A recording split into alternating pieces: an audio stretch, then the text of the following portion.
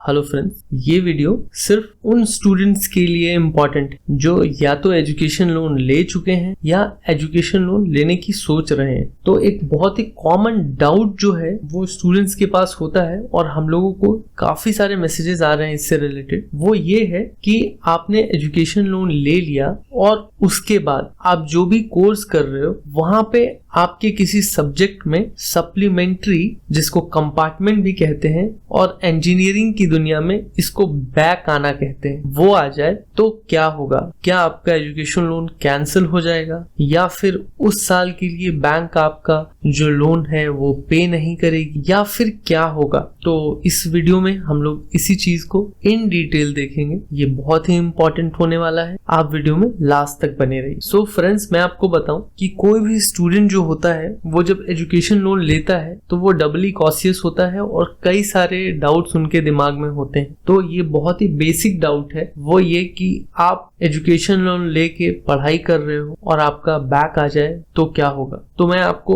एक एग्जाम्पल के साथ, एक स्टोरी के साथ ये बताता हूँ कि ये चीजें कैसे काम करती हैं। सो एक हमारे स्टूडेंट थे, उनका नाम था राहुल। इन्होंने 2014 में एजुकेशन लोन लिया था। उसके बाद ये कॉलेज जाते हैं, वहां थोड़े डिस्ट्रैक्ट होते हैं, जिसकी वजह से 2016 में, मतलब इनके 4th सेमेस्टर में, इनको एक पहला बैक आता है। ये बैंक को इन्फॉर्म करते हैं। बैंक इस चीज को इस श्योरिटी के साथ कि ये बैक को निकाल लेंगे, फंड 3rd ईयर का रिलीज कर। फिर 3rd ईयर में जो इनके 5th सेमेस्टर का एग्जाम होता है, इसमें फिर इनके कुछ पेपर्स में बैक आते हैं और 6th सेमेस्टर में अगेन कुछ पेपर्स में बैक आते हैं। अभी होता क्या है कि बैंक आपके एनुअल फी को एक बार में रिलीज करती है और उस बीच में जो स्टूडेंट्स होते हैं उनके 2 एग्जाम्स हो जाते हैं। तो इनका होना ये था कि अरे गाइस, वीडियो को इतना देख लिया है तो सब्सक्राइब भी कर दो यार। वी आर स्मॉल यूट्यूबर्स, हमको आपके सपोर्ट की जरूरत है। आपका सब्सक्रिप्शन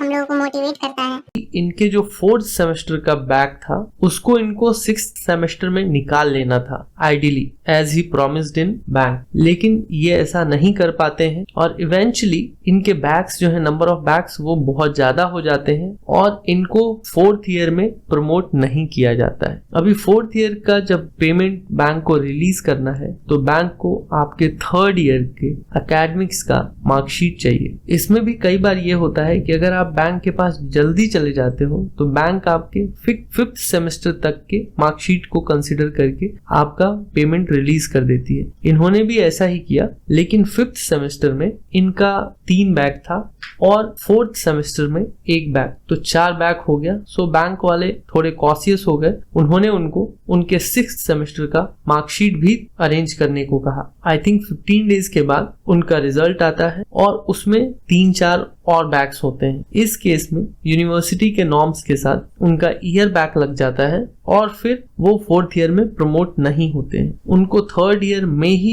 एक और साल पढ़ाई करनी है। अभी कॉलेज को 3rd ईयर का फी फिर से चाहिए, तो बैंक यहाँ से आपके लोन को डिसकंटिन्यू कर देगी और जो 3rd ईयर का जो एक दोबारा आपको फी पे करना है वो अमाउंट आपको अपने पॉकेट से बियर करना पड़ेगा। सो आई होप फ्रेंड्स कि आपको क्लैरिटी आ गई होगी। अगर आपके 1 या 2 बैग्स हैं तो वो क्वाइट नॉर्मल है। ऐसे कहा भी जाता है कि इंजीनियर बिना बैग्स के इंजीनियर नहीं बन सकता। सो 1-2 बैग्स हैं, दैट इज नो इश्यूज। आप उसको कॉन्जिक्यूटिव जो भी जब आपको मौका मिलता है उसमें तुरंत के तुरंत निकाल लीजिए। But I will say one more thing from my personal experience कि इंजीनियरिंग के जो सिलेबस है वो इतने भी मुश्किल नहीं है कि वहां बैक आ जाए। सो आपको थोड़ा कॉशियस रह के थोड़ा टाइमली पढ़ाई करनी है और सारे ही पेपर्स को टाइम बाय टाइम क्लियर करते जाना है। सो आई होप फ्रेंड्स ये वीडियो आपके लिए थोड़ा इंफॉर्मेटिव और थोड़ा मोटिवेटिंग रहेगा, क्योंकि अभी हम लोग थोड़ा एक मोटिवेटिंग सेगमेंट भी स्टार्ट कर रहे हैं जहां हम लोग आपको मोटिवेट करने की कोशिश करेंगे, आपको कुछ एक आइडियाज देंगे जिससे आपका जो एकेडमिक परफॉर्मेंस है वो इम्प्रूव हो। So with this, thank you so much, signing out.